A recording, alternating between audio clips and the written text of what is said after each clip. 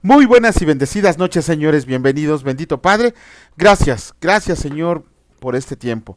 Gracias por permitirnos llegar a este momento del día en el que podemos conocerte por medio de la lectura de tu palabra. Gracias, Señor, por todo el amor que nos brindas diariamente y sobre todo porque estamos en época y en tiempo de leer tu palabra con cierta comodidad. Bendito sea, Señor, por tu gran amor. En el nombre de Cristo Jesús. Amén. Muy buenas noches, señores. Pues ya estamos aquí de nueva cuenta y vamos a comenzar con la reflexión que hace nuestro hermano Raimundo acerca del versículo del día de hoy, que fue de la primera carta a los Tesalonicenses, capítulo 5, versículos 12 y 13, y escrito está: les rogamos, hermanos, que reconozcan a los que trabajan entre ustedes y los presiden en el Señor y los amonestan, y los que tengan en mucha estima y amor por causa de su obra, tengan paz entre ustedes. Esta es la mejor forma de dar testimonio de lo que hablamos y de cómo nos comportamos, con la sana doctrina que nos enseña Jesús, nuestro Maestro, Señor y Salvador, porque aceptamos las autoridades que en nuestra vida son parte de todo lo que nos rodea. Solo así nos libraremos del mal, al obedecer a la verdad absoluta, y así nuestra confianza en el Señor se afirmará y estaremos viviendo en la luz con la siguiente promesa escrita que es para todos. Asimismo se hacen manifiestas las buenas obras, y las que son de otra manera no pueden permanecer ocultas. Esto es de la primera carta a Timoteo, capítulo 5, versículo 25. Por lo tanto, la paz en nuestra vida será clara y perceptible. Bueno, pues esa es la reflexión que hace nuestro hermano Raimundo, gracias a Dios por su vida. Y ahora sí, vamos a comenzar con la lectura.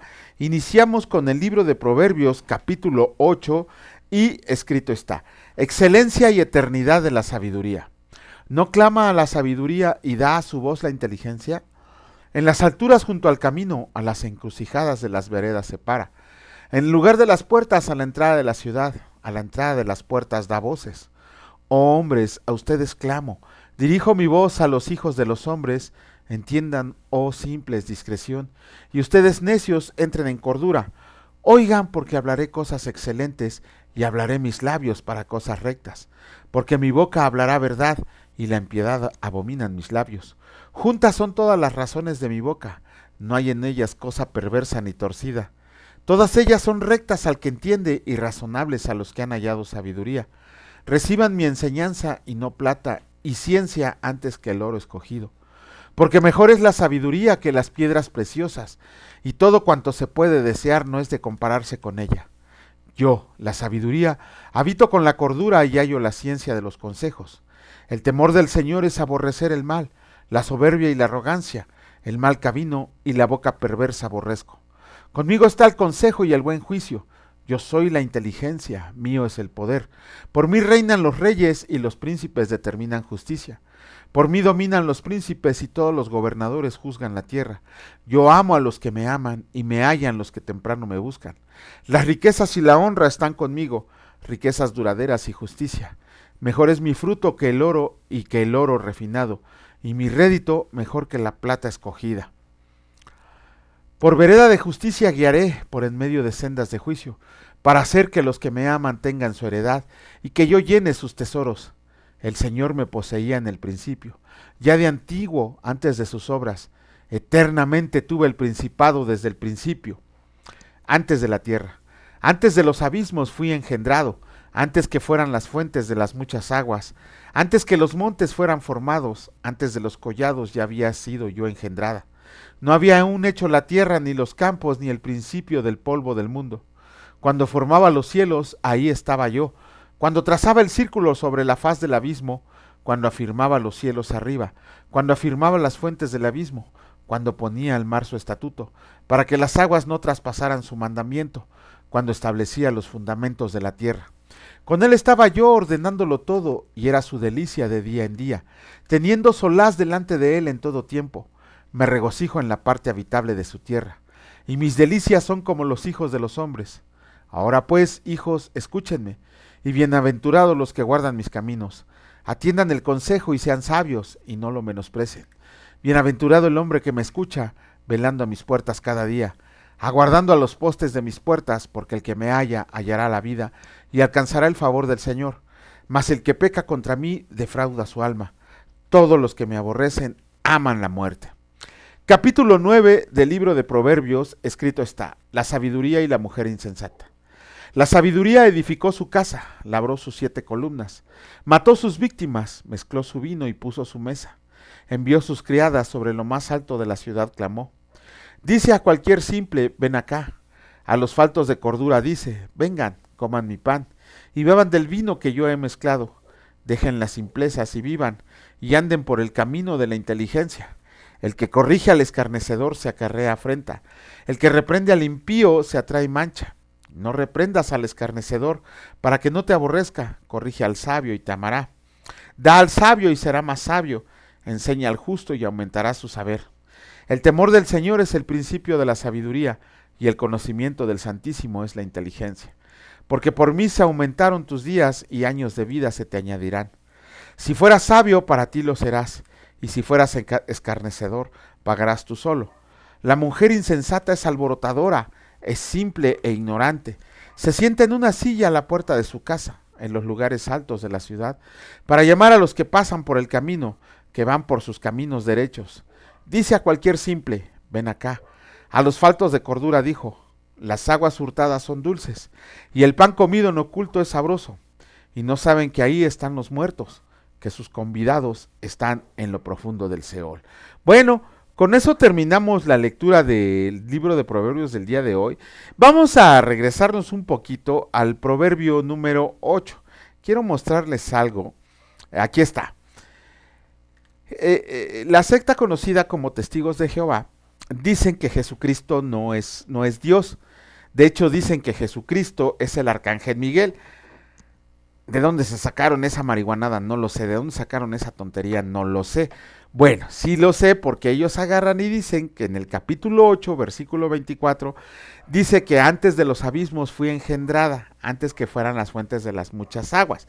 Bueno, ellos toman este versículo para decir que Jesucristo fue creado, que no es hijo de Dios, que no es Dios, que Él fue creado. De hecho, por eso se llaman Testigos de Jehová, porque Jesucristo para ellos es el arcángel Miguel, y pregúntale a cualquier testigo de Jehová.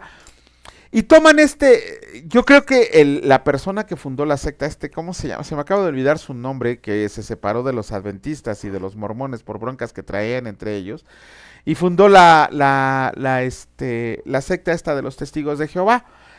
Yo creo que él dijo, ¿dónde agarro algo para apoyar las barbaridades que estoy diciendo? A ver, un versículo que me ayude. Yo creo leyó Proverbios, capítulo 8, versículo 24, y dice, aquí está, aquí dice que Jesucristo fue engendrado, y es lo que les afirman los Testigos de Jehová, que utilizan este capítulo y este versículo para decir que Jesucristo fue engendrado, que no es Dios, que Jesucristo no es Dios hecho carne. Y cuando tú les demuestras lo que dice el versículo inmediatamente anterior, el versículo 23, dice, eternamente tuve el principado, ya. Les tumbas la doctrina. Un versículo antes, no es necesario ni que pelees con ellos. Si ellos comprenden a medianas el término eternidad, quiere decir que es algo que no tiene principio ni fin. No tiene principio ni fin, es eterno. Si tuviera principio, no sería eterno. Si tuviera final, no sería eterno. Pero ellos parece ser que no les han enseñado que un versículo antes dice que es eterno.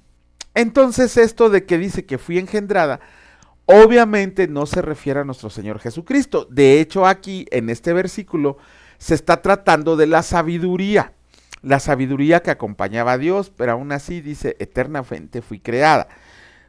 Con eso les tumbas la doctrina. Y obviamente te van a sacar ellos 1000 torceduras de escritura que dice y te van a llevar no sé a qué libro para que lo leas.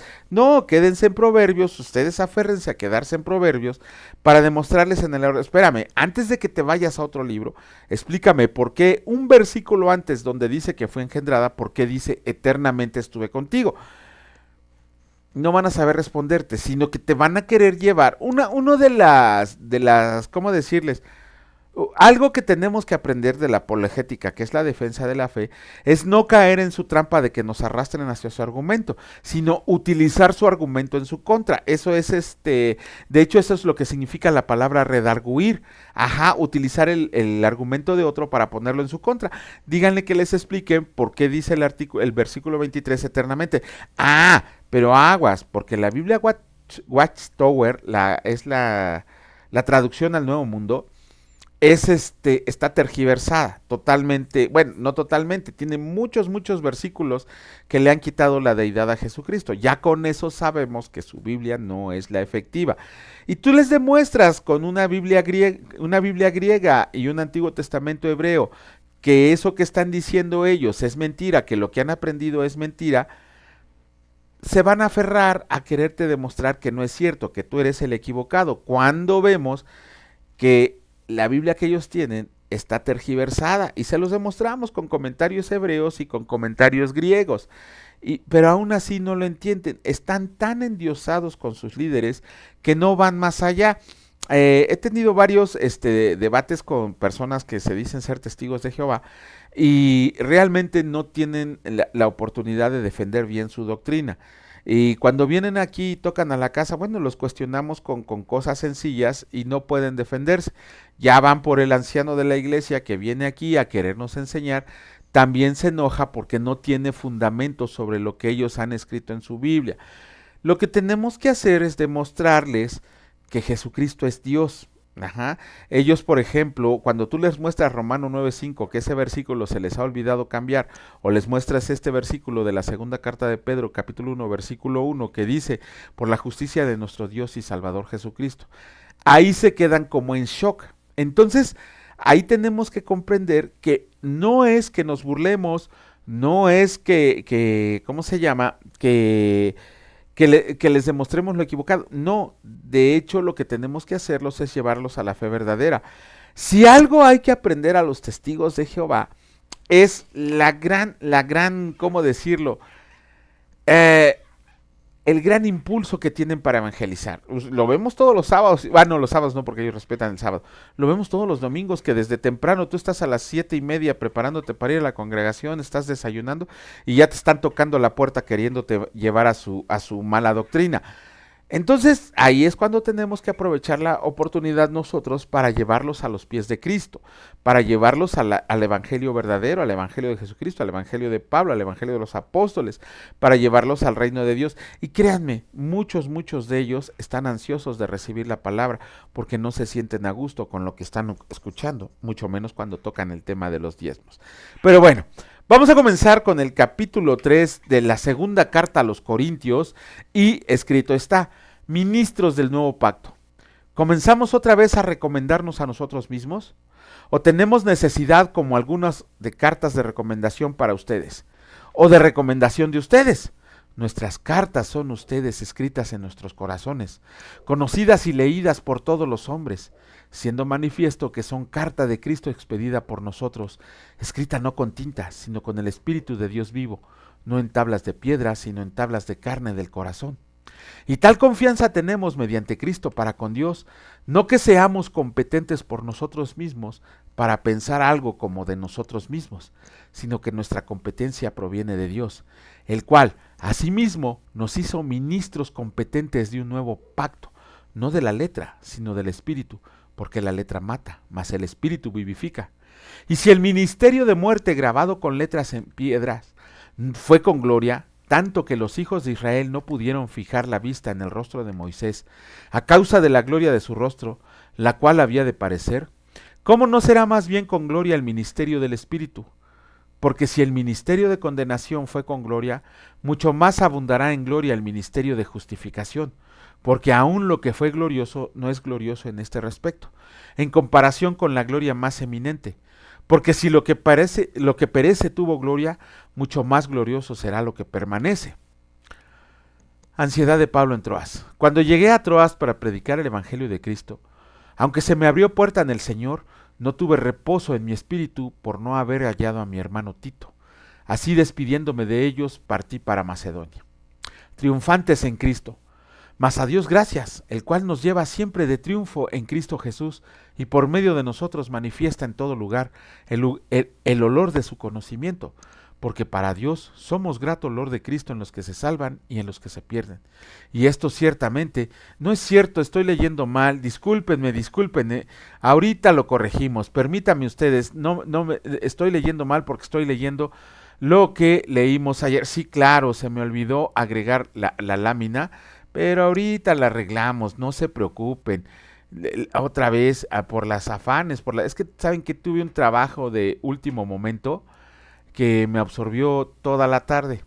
Entonces por eso les ofrezco una disculpa nuevamente porque no por andar haciendo las cosas rápido no lo hacemos bien y ya el Señor me va a dar mi soquetazo, pero bueno, ahora sí, aquí dice, ahora, bueno, perdónenme, tengo que empezar de nuevo.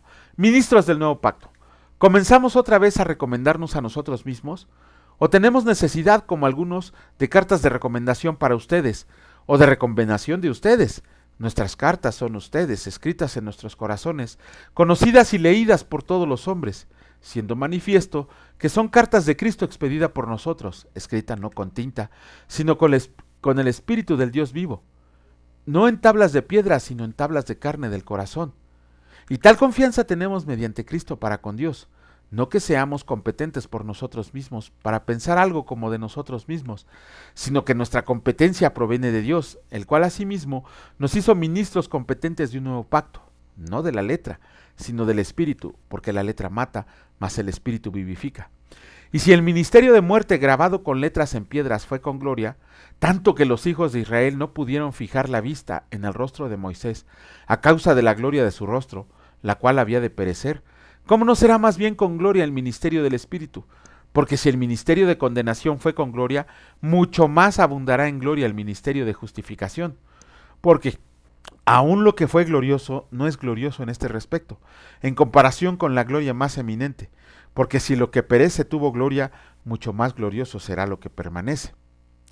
Así que teniendo tal esperanza, usemos de mucha franqueza, y no como Moisés, que ponía un velo sobre su rostro, para que los hijos de Israel no fijaran la vista en el fin de aquello que había de ser abolido. Pero el entendimiento de ellos se embotó, porque hasta el día de hoy, cuando leen el antiguo pacto, les queda el mismo velo no descubierto, el cual por Cristo es quitado, y aún hasta el día de hoy, cuando se lea Moisés, el velo está puesto sobre el corazón de ellos. Pero cuando se convierten al Señor, el velo se quitará, porque el Señor es el Espíritu, y donde está el Espíritu del Señor, ahí hay libertad. Por tanto, nosotros todos, mirando a cara descubierta, como en un espejo la gloria del Señor, somos transformados de gloria en gloria en la misma imagen, como por el Espíritu del Señor. ¡Wow! Este capítulo está buenísimo. Está buenísimo, es para estudiarlo mucho, porque habla otra vez de la ley de Moisés y habla del nuevo pacto. Vamos a centrarnos en lo que dice el versículo número 6. Si es el 6, sí.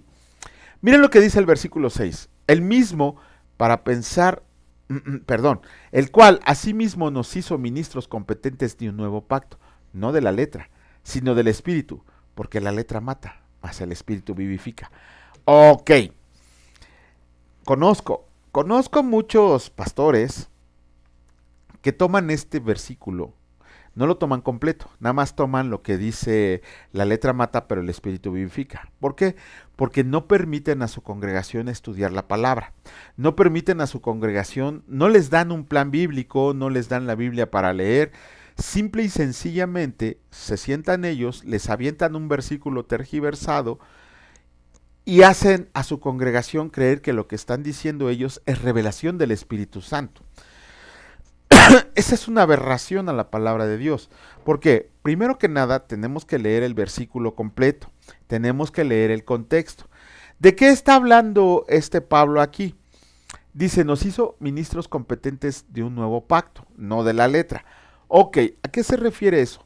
Ministros de un nuevo pacto, el pacto que tenemos con Jesucristo y que ni siquiera se inició en Mateo, se inició en Jeremías, para aquellos que todavía piensan que no, el Nuevo Testamento, no, el nuevo pacto se inició en Jeremías y lo vamos a leer allá en Jeremías 33, ahí se inició el nuevo pacto, se dio su cumplimiento con Jesucristo, pero el nuevo pacto se inició con Jeremías.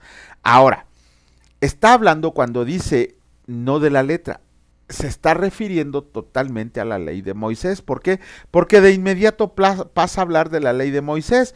Cuando dice aquí, dice, y el ministerio de muerte grabado con letras en piedras fue con gloria, tanto que los hijos de Israel no pudieron fijar la vista en el rostro de Moisés. Ok, entonces tenemos que entender que cuando dice la letra mata, se está refiriendo a la ley. ¿Por qué? Ya lo leímos desde Hechos con Pablo, Romanos, donde dice, ¿para qué sirve la ley? Para que tú te des cuenta de lo pecador que eres, pero la ley no te puede salvar. Ajá. Entonces a eso se refiere Pablo. Es que la letra mata. El antiguo pacto mata. ¿Por qué? Porque como no te puedes salvar, es aniquilado tu espíritu. Es aniquilada tu alma, no puedes tener comunión con Dios. Y más con las cargas que impusieron todos los fariseos, escribas y toda la demás fauna nociva que en ese tiempo también tergiversó la ley de Moisés. La ley de Dios es pura, santa, buena, perfecta. Claro, y la vamos a obedecer cuando estemos en el cielo. Aquí en la tierra, ningún ser humano más que el Señor Jesucristo en su humanidad la pudo cumplir al pie de la letra. Sin embargo, aquí Pablo bien nos dice, la letra mata, pero se está refiriendo al Antiguo Testamento, a la ley de Moisés, porque la ley de Moisés no te puede salvar, no te puede dar una oportunidad de ser justificado delante de Dios. De ahí que todos los que quieren vivir bajo la ley o vivir bajo la ley de Moisés, pues que lo hagan, a ver si la ley los salva. Sin embargo, dice Pablo, nos han hecho ministros de un nuevo pacto. El nuevo pacto que se dio su cumplimiento con Jesucristo y que estuvo escrito allá en Jeremías 33. Entonces, aquí lo que está diciendo Pablo es, la letra mata, pero el espíritu vivifica. ¿Cuál espíritu? El espíritu de Dios. Cuando tú recibes el espíritu de Dios, todo se hace nuevo, todo se hace nuevo. De hecho, también lo menciono. Ay, me fui para atrás, perdón. Ajá, ya me fui para acá. Aquí está, sí. Dice aquí, porque si el ministerio de condenación con gloria fue con gloria, mucho más abundará en gloria el ministerio de justificación. ¿Qué es la justificación? Acuérdense que el sacrificio de Cristo nos hizo justos delante de nuestro Dios Padre. Entonces, aguas con aquellas personas que, ¿cómo se llama? Que les prohíben estudiar, tomar cursos o inclusive leer la palabra de Dios. Eso sí, ese pecado, a ver si les da tiempo de arrepentirse, porque sí hay pastores que ellos se creen el último refresco del desierto porque no permiten que su congregación lea, no permiten que su congregación estudie, pero sabemos muy bien por qué lo hacen. ¿Por qué? Y aquí nos da la respuesta Pablo. Miren, dice, y aún hasta el día de hoy, cuando se lee a Moisés, el velo está puesto sobre el corazón de ellos. Pero cuando se convierten al Señor, el velo se quitará, porque el Señor es el Espíritu, y donde está el Espíritu del Señor, ahí es libertad, ahí hay libertad. Cuando tú comienzas a leer la palabra de Dios, y ni siquiera van a decir, no, es que todas están tergiversadas, porque eso es lo clásico que dice un ignorante que nunca ha leído la palabra de Dios, nunca ha estudiado canon bíblico y nunca ha estudiado la veracidad de las escrituras, pero se siente con toda la autoridad por haber visto un videíto en redes sociales que ni siquiera tiene un autor, que el autor es anónimo, que ni siquiera es un arqueólogo o alguien respetado entre la comunidad atea, pero viene y les dice que la palabra de Dios está tergiversada. No es más que un ignorante, y que me perdonen los burros por la comparación, pero es un burro que ni siquiera rebuzna porque no se sabe la tonada. Por eso es tan fácil desechar sus argumentos. Sin embargo, si tú vas a dedicar, ahora sí, quiero ver a quién le estoy sirviendo, quiero ver quién es Jesucristo, quiero ver quién es Dios, quiero ver qué hizo por mí. Ok, empieza leyendo la palabra de Dios de Génesis a Apocalipsis. ¿De dónde empiezo a leer la palabra de Dios? Pues desde el principio hasta el final. Ajá. Y no te conformes con leerla una vez, léela toda la vida. No leas una sola versión. Si te quieres enterar dónde están las malas versiones, dónde están las mejores versiones, tienes que leer un montón. ¿Para qué? Para que no te agarren desprevenido. Pero si no leemos una sola versión, ya parece que vamos a leer varias versiones o que vamos a hacer un hábito de la lectura. Por eso, principalmente nosotros a eso el Señor nos llamó, ya que no quieren leer, léeles la palabra, por favor. ¿Por qué? Porque todos los que he llamado van a ser justificados, todos van a tener la oportunidad, absolutamente todos van a tener la oportunidad de salvarse. Si no la quieren recibir, no importa, pero que no pongan por excusa que la palabra de Dios no les fue comunicada. Entonces, aguas con esos falsos maestros, con esos falsos pastores que te prohíben estudiar la palabra de Dios, que te prohíben inclusive leer la Biblia. Si te la prohíben, sal corriendo de ahí. ¿Cómo te vas a enterar que te está diciendo la verdad si no vas y lo cotejas con la palabra de Dios? Tienes que leerlo directamente de la palabra de Dios, todo lo que te digan, para que veas si es cierto lo que te está diciendo. Y si puedes estudiar, mucho mejor. ¿Por qué? Porque entonces el Señor te está llamando con fuerza a tu ministerio.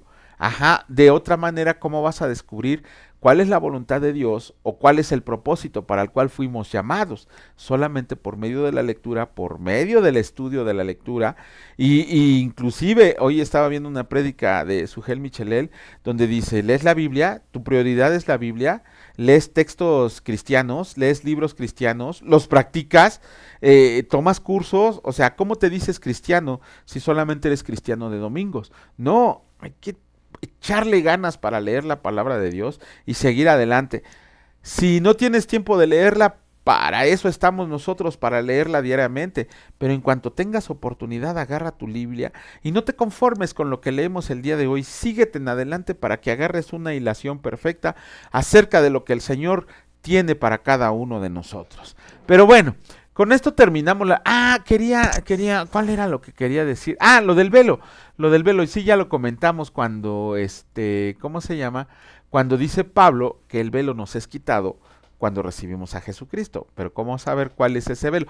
Porque habla de dos velos, el primero y el segundo. ¿Cómo vamos a saber cuál es el primer velo y cuál es el segundo velo que nos es quitado, cuando leemos la palabra de Dios? Y si no leemos la palabra de Dios, cuando nos vamos a enterar cuál es el velo, qué es la justificación, qué es la regeneración, qué es la elección, cuál es la santificación, cuál es el camino de santidad, cuáles son las doctrinas rudimentarias, cuáles son las doctrinas en las cuales todos deberíamos ser maestros. Ni siquiera nos sabemos los libros de la Biblia, los 66 libros de la palabra de Dios, pero bueno, poco a poco ya pronto iniciaremos con otro proyecto. Yo ya no duermo, por amor de Dios, Señor, ya no duermo, pero el Señor ya nos está ordenando hacer otras cosas más para que la Biblia sea predicada, para que su palabra sea predicada en todo el mundo. Señor, bendito seas. Gracias de verdad, Señor, por habernos elegido para escuchar tu palabra, Señor, para llevar este mensaje que tú tienes para nosotros, porque es un mensaje que existe desde hace más de 2000 años y que aún sigue siendo actual, que aún sigue siendo eficaz, que aún sigue siendo el medio para que te podamos conocer y podamos vivir contigo en una morada celestial.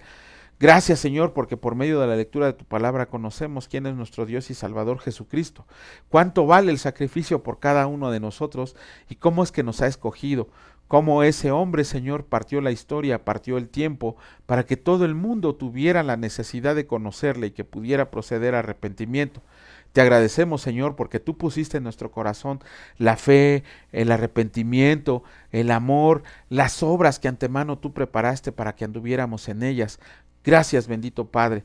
Asimismo te damos gracias porque el día de hoy todos estamos aquí tranquilos y seguros, confiando en ti plenamente, dependiendo de ti plenamente, porque proveíste nuestro hogar, Señor, pusiste alimento en nuestra mesa, porque nos das un techo para vivir, pero sobre todo, Señor, por tu gran amor que derramas para cada uno de nosotros. Bendito seas, mi Señor Padre, en el precioso nombre de tu Hijo Cristo Jesús, por siempre y para siempre. Amén. Que Dios les bendiga, señores, y si Dios lo permite, nos vemos el día de mañana. Cuídense mucho, hasta luego.